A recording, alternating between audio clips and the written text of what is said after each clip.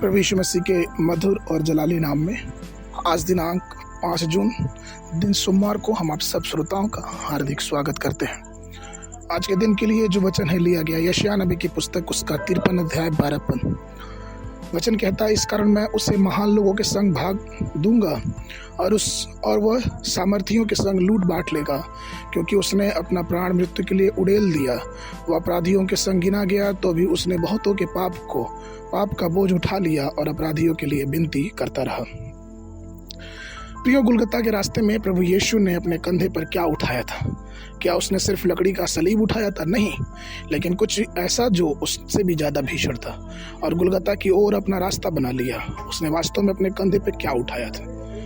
वचन कहता है कि उसने हमारे पापों और अपने अधर्मों को अपने ऊपर ले लिया। यूहन्ना की पुस्तक उसका 1 अध्याय 29 पद कहता है कि परमेश्वर का मेमना जो जगत के पाप को उठा ले जाता है। बस इसके बारे में सोचे, पाप सबसे भारी बोझ है।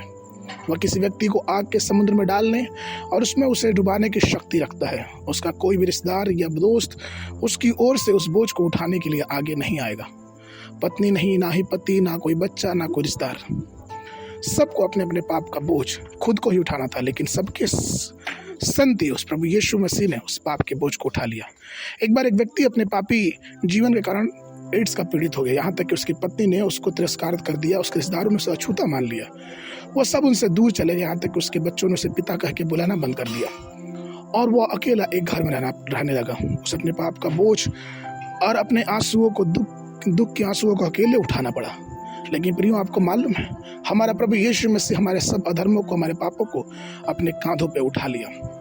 पुराने नियम के समय में जिस व्यक्ति ने पाप किया हो वो एक बकरा लेता था और उसे बलिदान की वेदी पर लगाता था।